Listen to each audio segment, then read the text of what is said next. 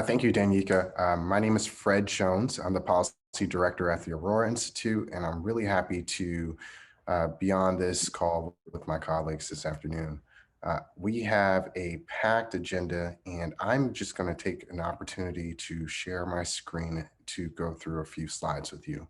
Um, give me one moment. Make sure everyone. So again, I'm Fred Jones, and we're going to be talking about redefining student success, how states and communities work together to reimagine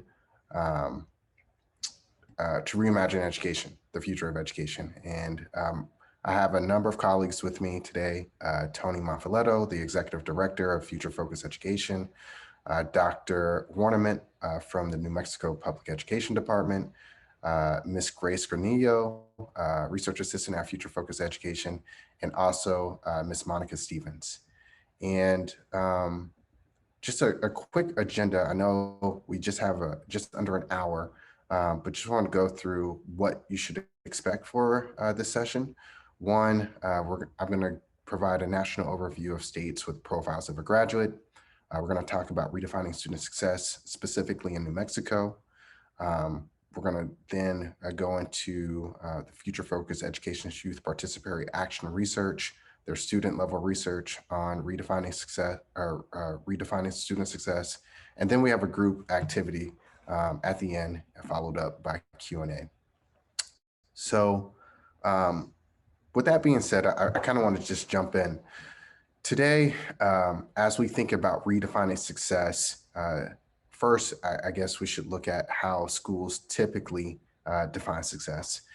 And in most instances, that's conducted through test scores, graduation rates, college and career readiness indicators, but also employability. And those are traditional markers of success.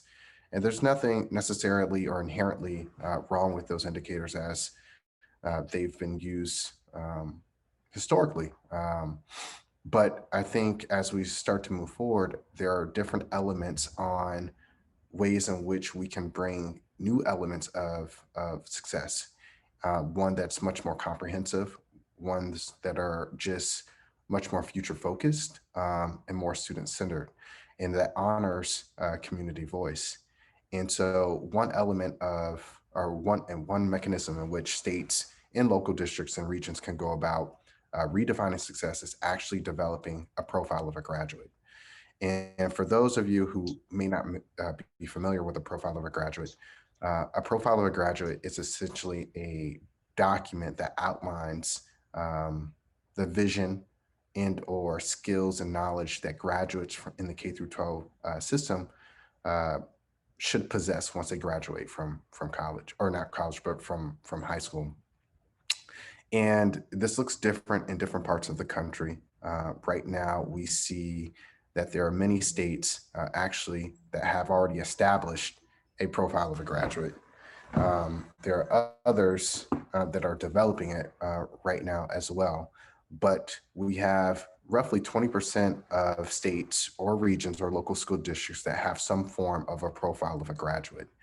But I like to say that it's not only a product, but a process, one that incorporates many different actors, that includes people at the State Department of Education, potentially both folks at the state board level, at the district level, educators, students, parents, really anyone in the ecosystem of learning is a part of this process in terms of developing what this new definition of learning, what this new definition of success would look like in a local community. And I'll provide some examples for you as well. In South Carolina, this is essentially their document of how they went about developing a profile of a graduate. And it's really broken up into three pillars. One, world-class knowledge. Two, world-class skills. And three, life and career characteristics. And there's different elements in which they believe in South Carolina specifically that students should be able to know. And so this is essentially the vision for the state. And different community members came together. those in the business community, at the chamber, at the State Board of Education, at the Education Oversight Committee, just a number of different actors that came up to design what this would look like in the state of South Carolina. And so this is one of the first states to actually develop a profile of a graduate a few years ago. Additionally, we see Virginia's graduate profile, which includes career planning, content knowledge, workplace skills, and community and civic responsibility. They also have the Virginia 5Cs that looks at the soft skills that goes into preparing a future ready graduate. It includes items like communication skills, creative thinking, and citizenship skills. And so these are just different mechanisms and different displays on how states can go about developing their graduate profile. And additionally, there's some nuances and differences. But essentially, when you develop a profile, it's just localized to the state, localized specifically to the region, and or the local school district as well. A couple of other examples I just wanted to bring up. Utah and Vermont. In Utah, they also have included in their graduate profile, in addition to the academics and career readiness indicators, they also look at civic and financial literacy. They also look at digital literacy as a skill that they would like their graduates to be able to just possess by the time that they graduate. And then in Vermont, as Portrait of a Graduate, they include some of the similar items that I mentioned earlier, but they specifically have called out learner agency. And we know how important learner agency is in terms of being successful in school and what the future of education should and could look like. It's extremely important that students feel like they have some agency, some power, and how and what their education looks like. So I wanted to call out those items as well. And then in terms of just themes, what we see when we assess some of the graduate profiles are three things that really stand out. One, there is like an element of knowledge and content mastery, whether that's in English and math and science, the core subject areas that students should be able to know and learn. But there's also, when we talk about success, the soft skills, the things that aren't really talked about too much, where it's around the critical thinking, the collaboration, the communication, the creativity, and also the career exploration, as I mentioned earlier. But there are some states, again, they're taking a different approach, and we're going to get into that in a little while. But there's learning agency that I mentioned in Vermont. There's an element of cultural history. There's community engagement.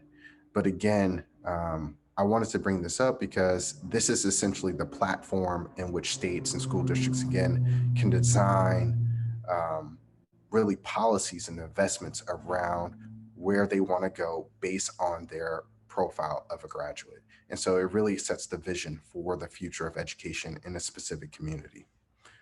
One thing that I just also wanted to mention as well is last year, our organization and our CEO put out a book around the Promise for Equitable Futures, which essentially talks about the learner promise. This is really the phase up under a profile of our graduate. It essentially provides policy recommendations on how to advance elements that are articulated in a state or a region's profile of a graduate. And we can share that around later. And I think I have a colleague in the chat that can share a link to this, but it essentially outlines policy recommendations in which states and local districts can advance elements that are outlined in profiles of a graduate. And essentially, this is a summary of those recommendations. I wanted to call out two specific elements. One, supporting the learner development through potentially creating individualized learner records or creating opportunities for career awareness and exposure. But there's also an element, all these elements are important, but these are really policy recommendations to go to the next phase to ensure that the items that are articulated in a state's or district's or a region's profile of a graduate is actually actualized. And so there's elements of focusing on um, human capital, innovation, regional infrastructure, alignment of state systems, but also a focus on equity as well. So I wanted to just bring that out in the event that folks wanted to have some policy considerations as they think about ensuring that the items that are outlined in the state's graduate profile actually come to fruition. So with that, I will pass it over to Ms. Gwen from the New Mexico Department of Education. Stop the share. Great. Thank you, Fred, very much. Can you give me a thumbs up if you can hear me? Great, thank you. All right. So my name is Gwen Perea Ornament, and I am the Deputy Secretary at the New Mexico Public Education Department. I oversee teaching, learning, and assessment for the state. And I'm just going to provide a very quick introduction for this presentation and the work that we're doing in New Mexico, because the real work is really the program, which you'll hear from. But I think it's important that you do hear from the state and the role that we play, because what's important about that is the state education agency it's typically the mechanism for upholding a system that has been built to it's been built upon institutional racism, quite frankly. So in New Mexico and many places, right, we have been here and have experienced about 400 years or more of systemic oppression. And we have a result of many layers of historical trauma because of that. And when you're inside of a state agency, you really have to reckon with that, and the idea that your work is fraught with difficulty, with tension, that that you're really inside of a structure that has upheld that and will continue to uphold that unless you break down with mindful attention the structures that have constructed that over generations and have had generational impact. So to that end, there's many ways that you want to do so, that you want to attack that and dismantle. So there's culturally and linguistically relevant pedagogy, or culturally and linguistically sustaining pedagogy, and supporting our educators with that. There's the work of instructional materials. Does what the curriculum students are learning, does it reflect who they are? Does it validate who they are and their experiences of the communities and the families in New Mexico or in your location? There's anti-bias training that is heavily needed for our educators and the adults who serve students. There's educator prep programs that need to be reshaped and work towards diversity. Who are our educators, and what is the relationship they have with the students that they support? There's the wraparound services that are needed, right, to support and put our arms around these students and their families. But what is interesting about assessment is that it has, beyond all of the pieces or structures within education system, it has been the tool of oppression that has the most profound impact in judging and or labeling students. So what we have done is partnered with a local organization. So Future Focused Education is local. And I really want to stress that word, because they're powerful, and they are grounded in local wisdom, and they are leading this work in many ways, not just in New Mexico, but I think nationally. And I want to highlight that in terms of our partnership with them. What we are thinking about doing is, how do you break down a system, right? How do you take it apart and or open up space for something that will dismantle the racism that has existed for generations? And the profile of a graduate, the work around a capstone is one mechanism, but it's something that we think we can build upon in terms of really reframing and 180, not 360, the entire idea of what assessment is and reclaiming that for ourselves. I think I'll just end with one thing and then show you a quick slide. And that is this notion that assessment, when we rely on summative assessment or high stakes assessment, end of the year assessment, all of those things, and that's the sole measurement of an individual, we will never get to a place of equity in education and or equity for our communities and the health of our communities, because the very mechanism by which we are measuring is inequitable. I think that's something that we all have to recognize, and as a state is something very very critical and profound for us. So I think the next slide, I don't know who's moving the slides. Is that Deborah? Okay. This is important because this is the problem statement that we came together with Future Focused Education and all of our partners in this work. And it's really about in the structural inherent racism in New Mexico and in our education system, and really putting that at the heart of why this change is needed. So to address the education system's history of structural and inherent racism, New Mexico's high school students need a more expansive learning and assessment system, not just a learning system, but an assessment system that honors their cultural and linguistic strengths while providing feedback and other encouraging opportunities, allowing students to take ownership, authentic, real ownership of their learning, to build strong identities and see a rich future ahead. I'll just leave you with one thought before I turn it over to Tony, my partner here. And that is, this work is about identity. It's about how we see ourselves and celebrating our culture. And we can't do that if these systems of oppression that come from privilege continue to be our only story. Thank you. Thank you, Gwen.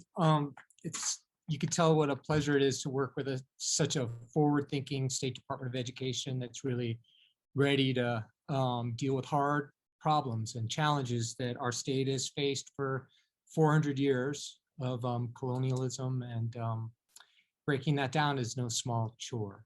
So I'm excited to be here with you all. I'm Tony Monfiletto with Future Focused Education, and our work with the Department of Education has been started with some work in the field where we went out and interviewed and did focus groups with many young people.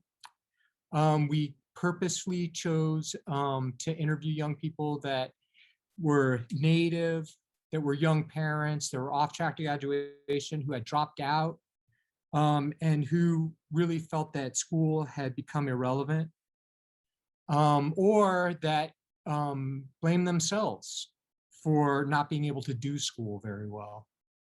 And so we went and interviewed all of those young people.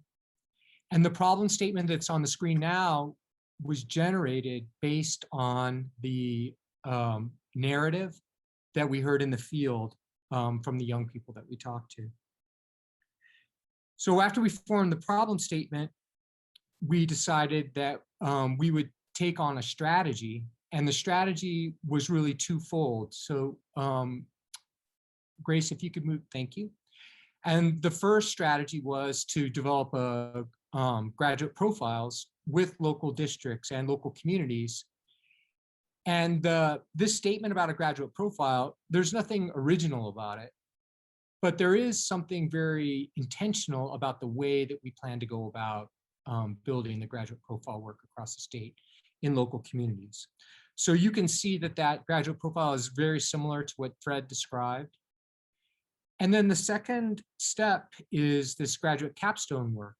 And the capstone work is very similar to what you may know out in the field around the country. But the difference is that this capstone, at least the difference for us, is that this capstone is the remedy that we're starting with to address the institutional racism of the past. That means that the graduate capstones, the graduate profiles, those are rooted in local wisdom. They give an opportunity for young people to succeed because of who they are, not in spite of it. That's a big deal. And it's, as Gwen said, it's about identity. And the subtext of so much of our work in school and so much of the messaging that we give young people in school is that they will be successful if they forget about where they come from, or they look away from who they are. And in this work, our job is to reinforce a positive identity, because we care about their local wisdom from their own communities. We care about where they come from. And we want to acknowledge the divergent skills that they will bring because of their language, culture, and lived experiences. And so this work must include the ability for us to acknowledge, recognize, and reward things that are divergent from the core. I'll leave you with one thought on this idea, and that is that it would do no good for us to replace one form of institutional racism being standardized tests with another form being a graduate profile or graduate senior capstone project that wasn't mindful of the things that I just mentioned. So we're not interested in replacing one form of institutional racism with another one. We're really interested in figuring out how we can make this process caring of young people, caring of who they are and where they come from, and also the communities where they live. It's an essential part of our work because our local communities need for us to develop this process so that the local communities can have young people as assets to be nurtured rather than the problems to be solved, which is what our current system promotes. Okay, so maybe we can go to the next slide. Thank you, Grace.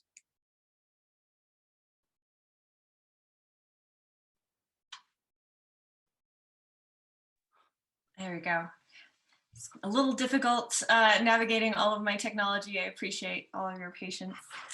And Grace, my name is Grace Granio. I'm from Future Focused Education, and I had the wonderful privilege of getting to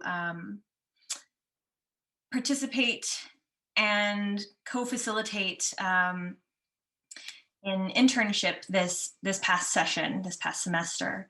That was focused on this work.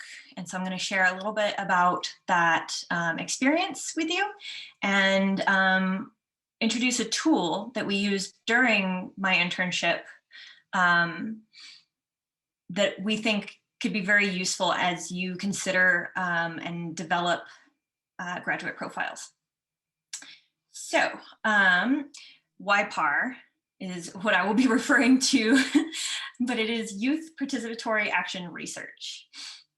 Future Focused and our partners with the New Mexico Graduation Equity Initiative decided to insert very purposefully something that's rarely seen in revisions and policy development, and that's authentic youth voice. And we did that by using a model that's already part of FFE, which is paid internships.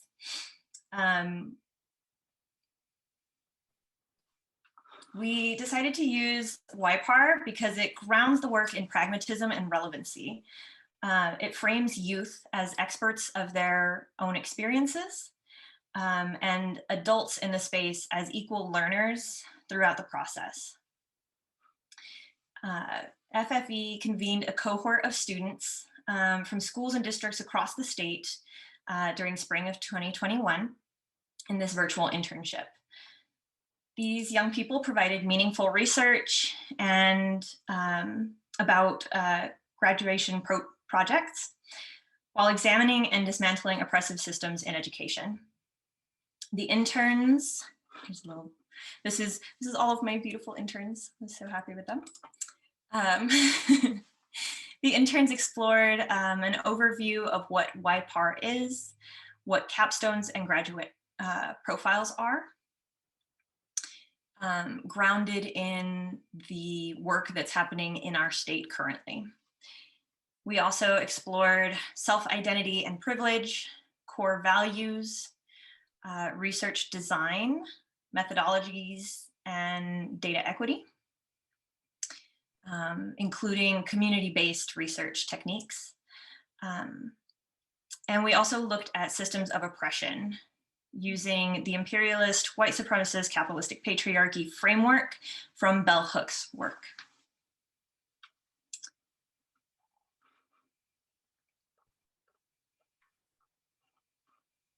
And at the end of the internship, one of the coolest things, and of course why it was written into the initiative itself, was these interns all presented their findings and reflections to an audience of community members, including district and New Mexico Public Education Department representatives. Their research is also currently informing the guidelines for capstone projects that are being proposed to the state.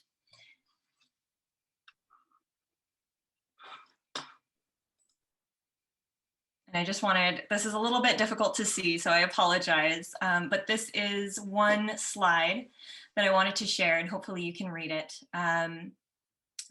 This is from one of the exhibitions from our YPAR students.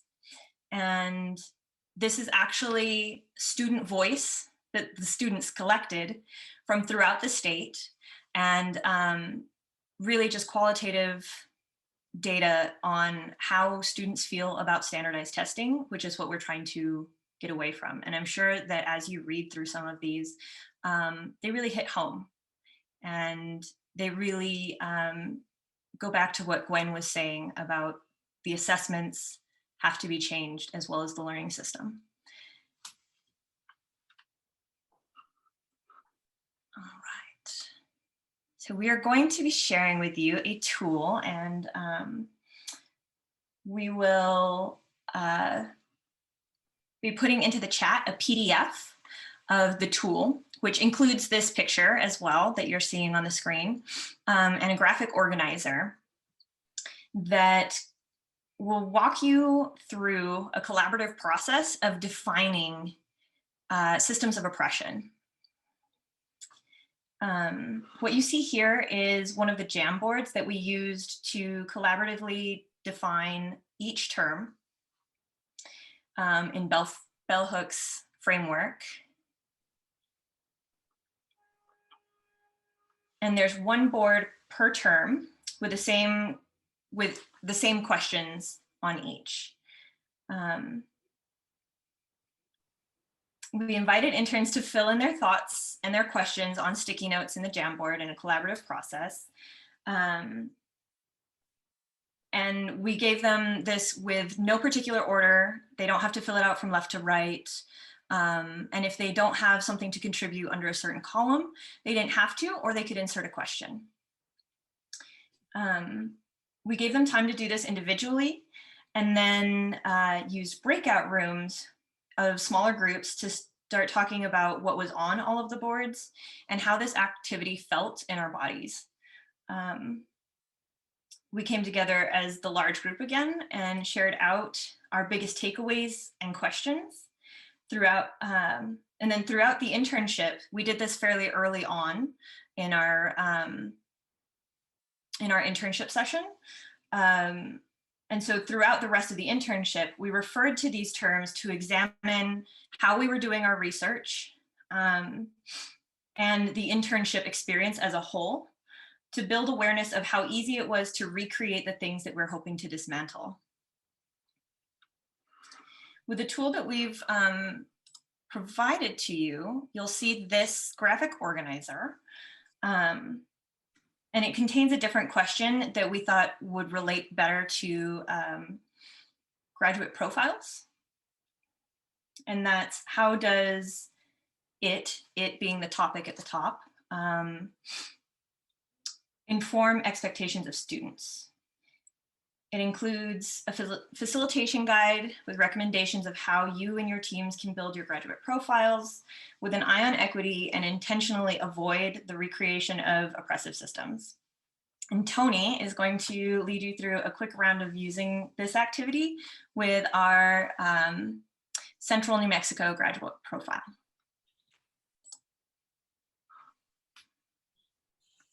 Thanks, Grace. Good job. So on the screen right now, what you have in front of you is the Central New Mexico graduate profile. Now, this graduate profile was done years ago, probably 5 or 6 years ago. And it was done before our capstone and graduate profile initiative and the partnership with the Department of Education. So what we're offering up to you is an example from the past prior to Gwen's work at the State Department of Education. It was painstakingly done, really solid research and really well done and deserving of a critique. And so what we'd like to do is give you all a chance through the chat to examine the profile and identify any things within this profile that you think might be examples of the institutional racism that Grace spoke to. So if you can take a few minutes, examine the profile, and this is sort of a warm-up activity. So you can post in the chat any thoughts you have about how those attributes might show up in this profile that we've provided to you.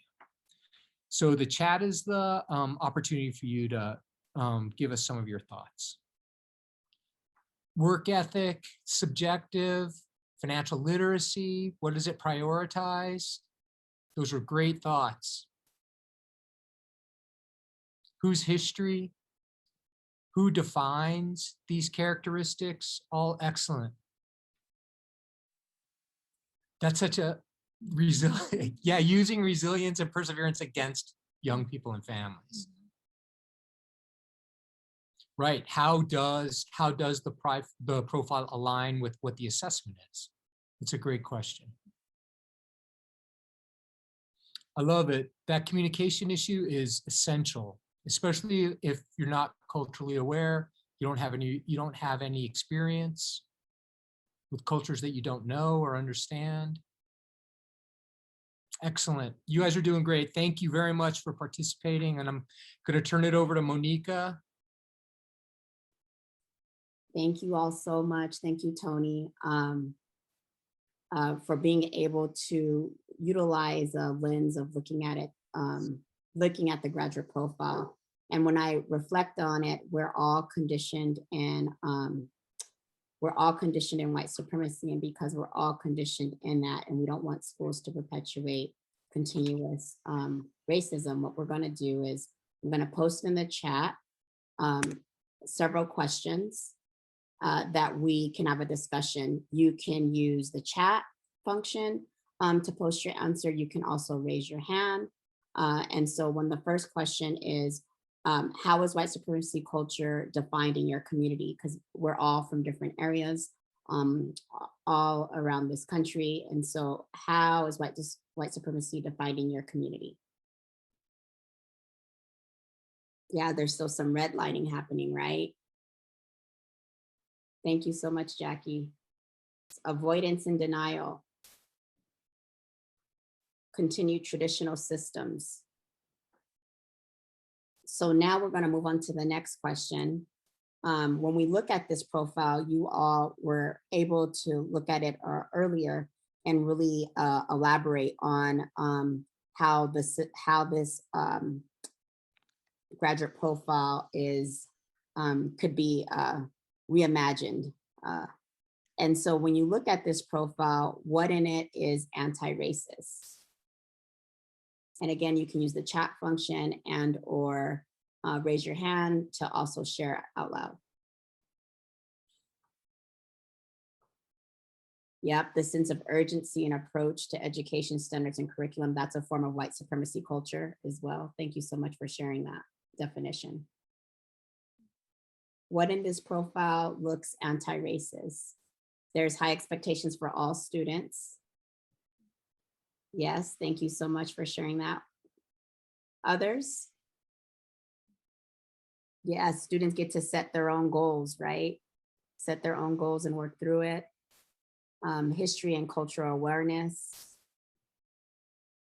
I know there was questions earlier about whose history.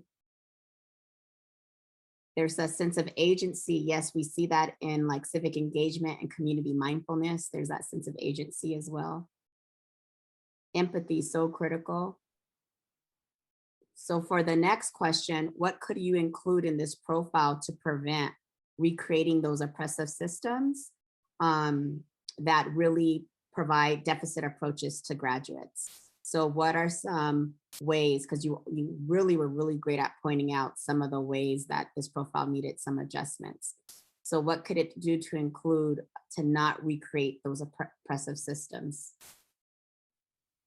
Thank you all who are posting resources in the chat to look at later on. Oh, great. Instead of self-care, community care. That's beautiful. Thinking that you're part of a huge, larger system that's just not about you, but it's about others. And we know self-care is important. If wanting graduates to do contributions in their community care. Oh yes, healing and restoring. If anyone wants to elaborate on what you're commenting, please do so. Healing is so important because of the harm that's been done, the impact that's been done for so many years, generations, and we carry that generational trauma as well. That healing is so critical. Yep, name, race, or other systems.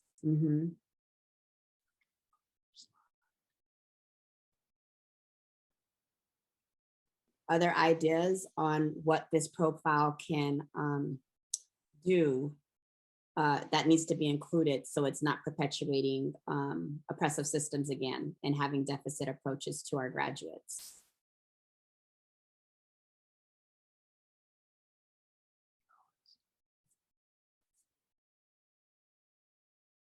Yes, equity. Equity is really trendy. And I think about how critical it is for us to shift from equity to liberation, right? But equity is one of those trendy words, but what does it look like when when our education system is liberated? Thank you so much. That's something I'm struggling with too.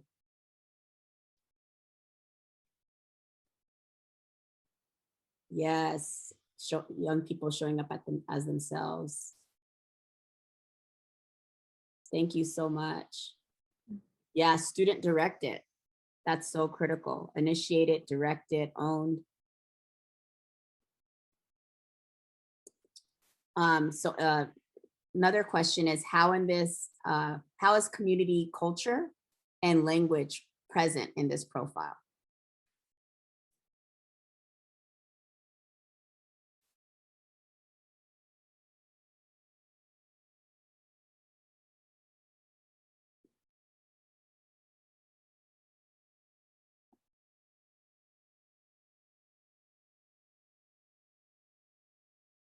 Thank you for that offering, Stacy.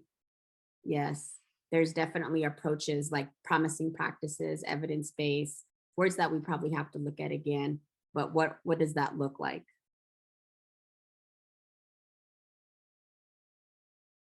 And we know every community is very different and how that graduate profile has to be specific to that community, and the community needs to develop it. Thank you so much for sharing about needing more community-centered values that might that's needed here in this space.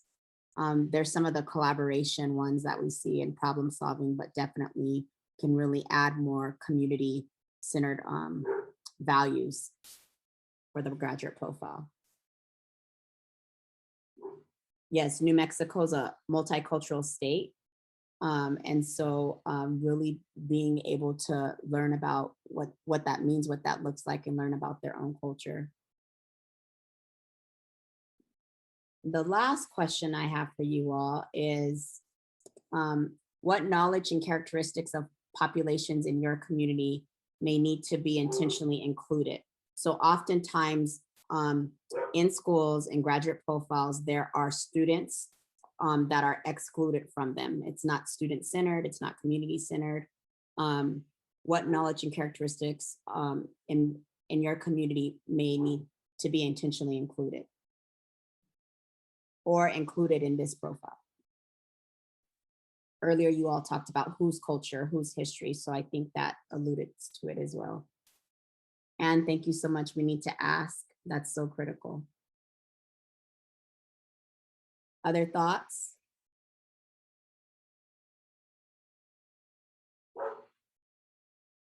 Yep.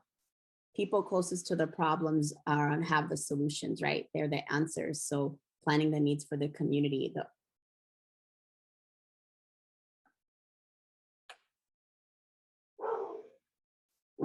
Assets-based inquiry, that's great.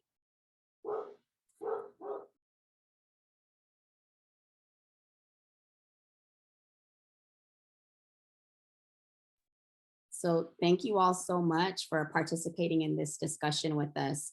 And this is definitely something that you can also do in your communities. If you have a graduate profile or if you're working to develop one, you can really be utilizing a different lens, right? Utilizing a critical lens that allows us to see what is the real intention around developing the graduate profile, that it's student-centered. And so this is a similar process that you all can do as well. And I'm going to turn it over to Fred. Thank you, Monica. Can I also get I guess a thumbs up if you can hear me as well? Great, great. Thank you. This has been an excellent session. I've learned a tremendous amount from my colleagues who've presented to you all this afternoon. You've heard really a national landscape of the profile of a graduate and its purpose and how prevalent they are. You've also been able to receive a state perspective on developing a profile of a graduate in New Mexico explicitly. You've also saw some student perspective voices on the work in New Mexico. And then we just went really through a powerful self-reflection of the profile of a graduate and how it maybe perpetuates white supremacy or ways in which it's anti-racist and other ways of just reflecting on its own profile of a graduate. And I did want to just reiterate what Monica just said, like this is the tool that Future Focus has provided is one of which can be applied to your local communities in your state and or region. And so we hope that you can take that with you. We do have time for a few questions, but in terms of our process here, just given that we don't have too much time, I'm hoping if you guys have questions, please insert it in the chat and direct it to the individual that you want to ask a question to. Or if it's a general question, please just say that it's general. And so we'll take the opportunity to answer some of these, but my understanding is all the panelists will have access to the chat afterwards, and maybe we can follow up with some individuals to answer some individual questions. So I would say, please, if you have any questions, just put them in the chat and we'll try to take as many as we can before the top of the hour. Okay, so I think the first one that I see was a difficult process getting so many stakeholders on board with looking at a profile of a graduate through an anti-racist lens. I will ask Tony or Monica to answer that question. So thank you for the question. And what we're providing you today is the process that we're going to be using going forward. So this is a work in progress is what you witnessed today. So we haven't implemented yet.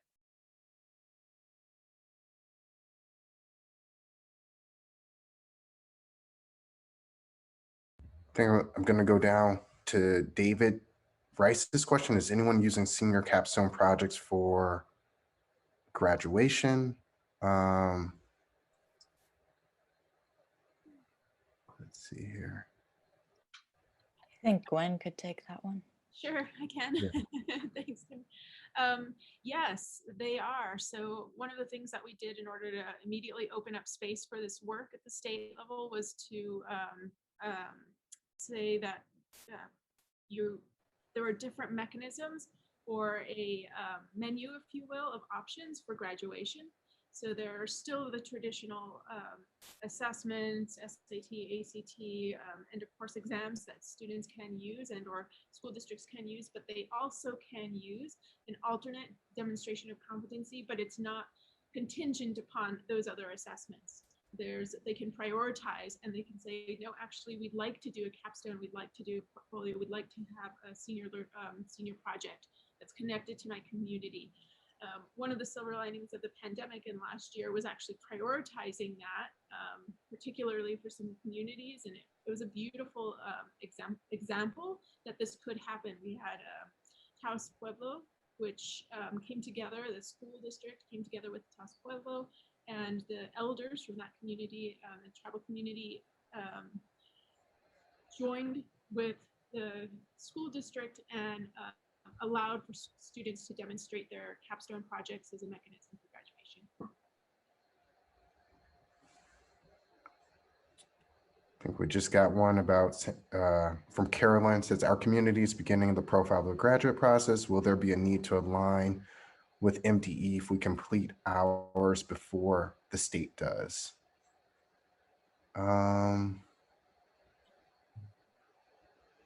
So Fred, I might be able to answer that. So we're what we're imagining is a generative process around the state graduate profile. So the state graduate, we shouldn't create a state graduate profile and then make local districts comply with it or implement something that comes from the state. So we need to do the work in the communities first, and then through a generative process, what will emerge will be a statewide graduate profile. That's the way we're imagining it going forward.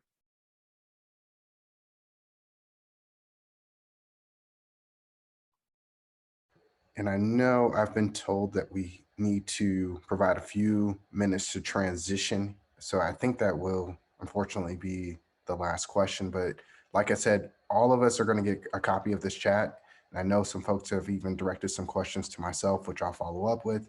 And then I'll also ask the Future Focus team, and as well as Gwen, if you can follow up if there's anything here that you feel as though would be helpful for you to answer as well. But I wanted to thank everyone again, giving us the opportunity to present. I hope you all had an opportunity to really dive deep, not only into New Mexico, but also get a broader perspective of the purpose around redefining success through a profile of a graduate. And so I want to just thank my colleagues again for participating. And I want to thank Education Evolving and Bush Foundation for giving us the opportunity to participate as well. Danica, I think I will transition this back over to you, and please let us know if there's anything else that we need to do before we close. Wow. I just want to say thank you. What a dynamic presentation. I learned so much and I felt nourished and fed. So I just want to say y'all have my gratitude for coming together and collaborating for this time. Monica, Fred, Grace, we have Gwen, Tony, thank you so much. And David, I see you. Thank you so much for joining us. There is a link in the chat if you would be so inclined, everyone, to take the quick evaluation survey. Like Fred said, this chat will be made available as this recording will also be made available. If there isn't anything else, I wish you all a great rest of your day. We are also very excited about our closing plenary on May 27th at 4 p.m. Central Standard Time, so that everybody knows the Central Standard Time. And we look forward to seeing you at some of the other workshops. Thank you, everybody. Y'all take care. Thank you, guys.